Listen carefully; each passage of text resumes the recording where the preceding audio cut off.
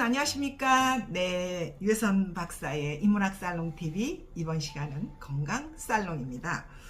와우, 이번 여름은 정말 펄펄 끓는다 라는 말이 무색할 정도로 굉장한 폭염이 계속되고 있는데요.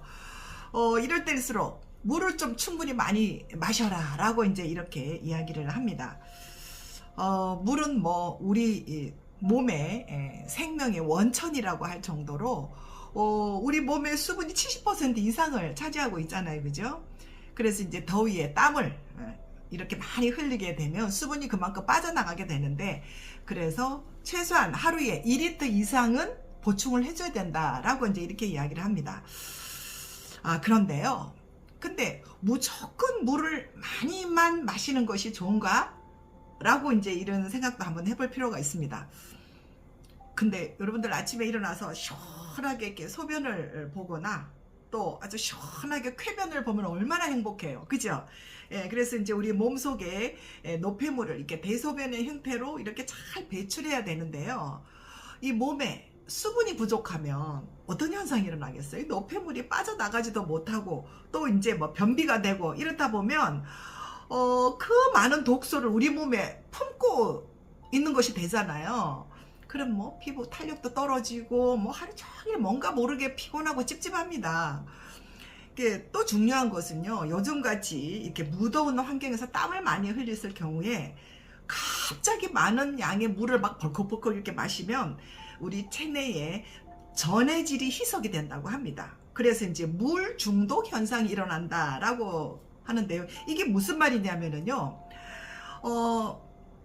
물을 충분히 마시지 못하면 이 체액의 양이 줄고 전해질 균형이 깨어져서 생명의 위협까지 이렇게 준다고 하는데, 이 전해질 균형이라는 게 참 중요하다고 합니다. 우리 몸은 이렇게 pH 농도라고 하죠, 그죠? 나트륨과 칼륨 이렇게 전해질 농도가 적정 수준을 이렇게 유지될 때 이제 최상의 이렇게 몸 컨디션을 발휘한다고 하는데요. 물을 무조건 많이 마시면 이거 좋은 거 아닌가요? 이제 이런 생각이 드는데요. 수분은 우리 몸에서 중요한 역할을 하지만 몸을 이렇게 차게 하는 단점이 있다고 합니다. 그래서 체온보다 낮은 온도의 찬물을 많이 마시게 되면 위장이 차가워지고, 그로 인해서 위장의 기능이 떨어지기 시작하면서 위장의 수분이 혈액으로 잘 흡수가 되지 못하고 그 수분이 몸속에 이렇게 여기저기 이제 떠돌다가 이렇게 더러운 웅덩이를 이렇게 만들기 시작한다고 합니다.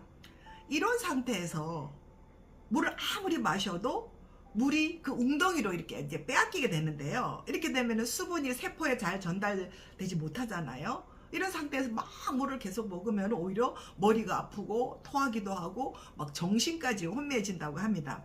이렇게 수분 대사가 잘 안 되는 상태, 이렇게 진액이 찌꺼기로 된 상태, 이런 상태를 한의학에서는 수독증, 습담, 담적이라는 말로 이렇게 부르는데요.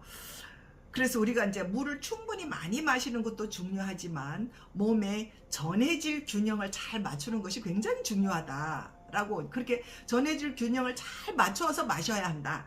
그렇다면 물을 뭐 어떻게 마셔야 할까요? 뭐 이런 이제 생각이 드는데요. 운동선수들이 땀을 막 흘리고 나면 몸속에 미네랄과 염분이 60% 이상 빠져나간다고 합니다. 그래서 이제 막 선수들이 막 그 건강음료라고 하죠, 그죠? 파워드링크를 쭉 드시는 거를, 마시는 거를 볼 수 있는데요.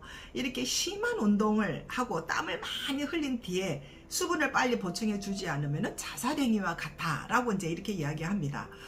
또 이미 수분을 많이 잃은 상태에서 맹물, 우리 이제 막 찬물 이런 걸 막 먹으면 전해질 농도가 더 낮아져서 이를 막기 위해서 생리적으로 우리 몸은 이게 수분 흡수를 거부한다고 합니다. 그래서 이제 설사나 구토가 일어나는데 이것을 자발적 탈수다라고 이제 이렇게 이야기를 합니다.